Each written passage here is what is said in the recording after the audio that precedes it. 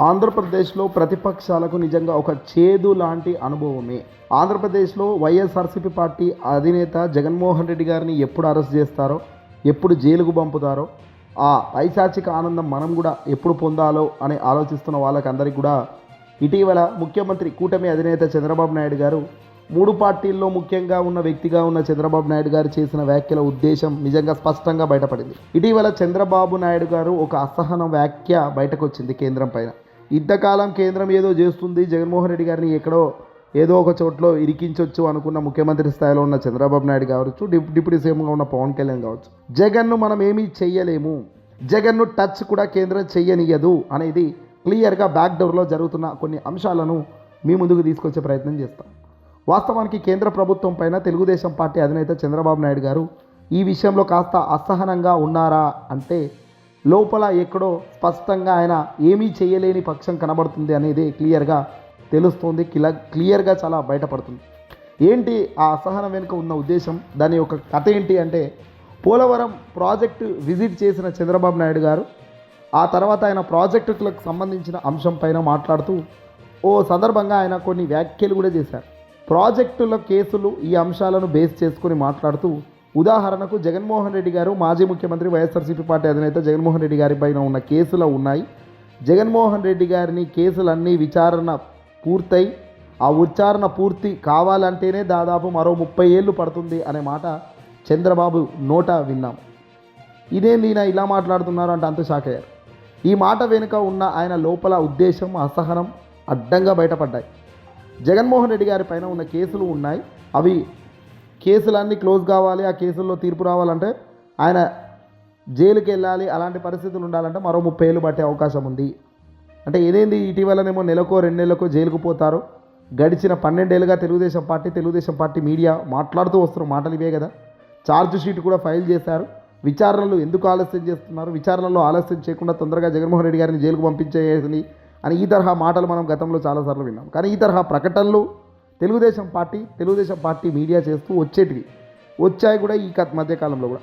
Even Jaganmohan Reddy గారు ముఖ్యమంత్రిగా ఉన్న సందర్భంలోనూ ఆ దిశగానే ప్రయాణం కొనసాగింది.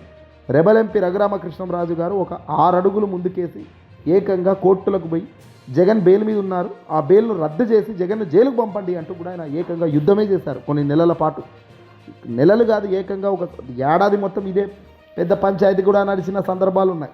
ఈ సందర్భాలు అన్నీ కూడా మనం వింటున్నాం. 6 నెలల్లో జగన్మోహన్ రెడ్డి గారు దిగిపోతారు, ఆయన జైలుకి వెళ్తారని గతంలో అన్నారు. అధికారం భారతీ చేతిలోకి పోతుంది, వైఎస్ భారతమ్మ సీఎం అవుతారు అంటూ కూడా ఇలా వైసీపీలో పొగలు లేపే కార్యక్రమం మొదలైంది.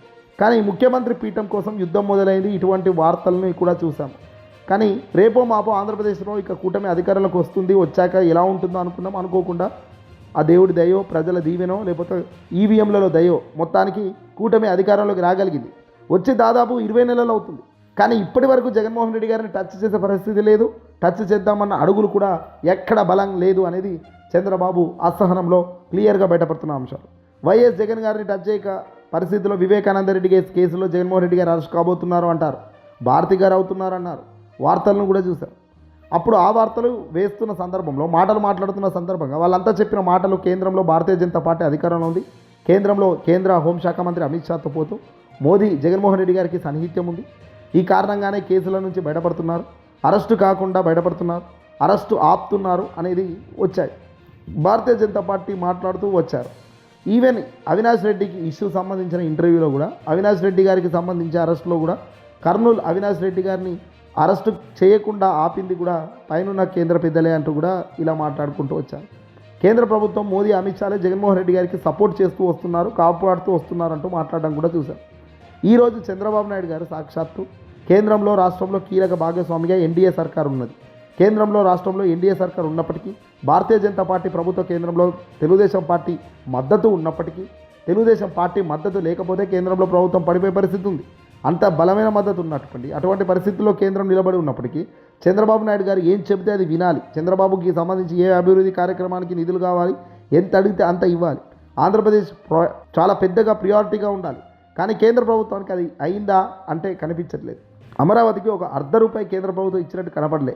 కేవలం ప్రపంచ బ్యాంకు ముందు గ్రాంట్ రూపంలో మాత్రమే పోలవరానికి అలాగే అమరావతికి డబ్బులు ఇచ్చే కార్యక్రమం చేస్తున్నారు. గ్రాంట్లు అంటే అది కూడా ఒక లోన్లే, మళ్ళీ అది కూడా అప్పుే. ఇదంతా కూడా చంద్రబాబు డైరెక్షన్, కేంద్రం యాక్షనే. కానీ వాస్తవం ఏంటంటే జగన్ మీద ఉన్న కేసులు నీరుగారే కేసులు కావు, అటు తేలే కేసులు కావు. అంటే ఏళ్ళు తరబడి ముందుకు పోతూ ఉంటుంది. అంటే ఇప్పుడు జగన్మోహన్ రెడ్డి గారు దాదాపు 53 ఏళ్ల వయసులో ఉన్నారు.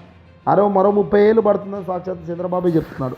చంద్రబాబుకు మించిన రాజకీయ నాయకుడు లేడు. 40 ఏళ్ల సీనియర్ రాజకీయంలో ఈ న్యాయ వ్యవస్థల్లో ఉన్న అడ్వాంటేజ్, డిసడ్వాంటేజ్ గురించి మాట్లాడగలిగే నైపుణ్యం ఉన్న వ్యక్తి చంద్రబాబు నాయుడు. అలాంటి వ్యక్తి ఈరోజు జగన్ కేసులు తేలాలంటే మరో 30 ఏళ్ళు అంటున్నాడు.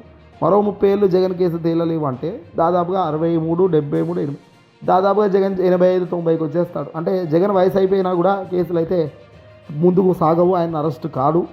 జగన్ అరెస్ట్ యోగమే ఇక లేదు అనేది చంద్రబాబు చెప్తున్నారు. అంటే చంద్రబాబు సాక్షాత్తు ఒప్పేసుకుంటున్నారు జగన్ ఎలాంటి తప్పు చేయలేదు. ఏదైనా తన అధికార దుర్వినియోగం చేసిన తప్పు ఉంటే బహుశా చంద్రబాబు చెప్పుండేవాడు. గడిచిన ఈ 5 ఏళ్లలో చంద్రబాబు జగన్మోహన్ రెడ్డి గారు గల అధికారాన్ని యూజ్ చేసుకొని తప్పులు చేశాడు. ఆ తప్పుల వల్ల మేము జైలుకి తీసుకెళ్తాను, తప్పులను ఒప్పి కరెక్ట్గా దొరికారు అని. చంద్రబాబు స్కిల్ స్కామ్లో అడ్డంగా దొరికి 53 రోజుల పాటు జైల్లో ఉండాల్సిన అవసరం ఎందుకు వచ్చిందంటే అది అంత బలంగా కేసు స్టేబుల్గా కోర్టులో నిలబడగలిగిందంటే దాని అర్థం బలంగా ఆధారాలు ఉన్నాయి కాబట్టి. మరి జగన్మోహన్ రెడ్డి గారు ఏదైనా తప్పు చేసి ఉంటే, ఏదైనా అవినీతి చేసి ఉంటే, ఏదైనా మ్యానిపులేట్ చేసి ఉంటే ఖచ్చితంగా ఆయన అరెస్ట్ చేయొచ్చు, ఆయన లోపలేయచ్చు. ఈ పాటికే చేసేవాళ్ళు కూడా అలాంటి ఆధారాలు దొరికితే లేవు కాబట్టి చంద్రబాబు కూటమి చేయలేకపోతుంది. జగన్ను గత పాత కేసులతో జగన్ను లోపల తోయాలి అంటే దాదాపు 30 ఏళ్ళు పడుతుందని చంద్రబాబు చెప్పడం అనేది ఇంతకు మించిన సాక్ష్యం మరొకటి కాదు. ఈ వీడియోని అసలు లైక్ కొట్టి షేర్ చేయండి.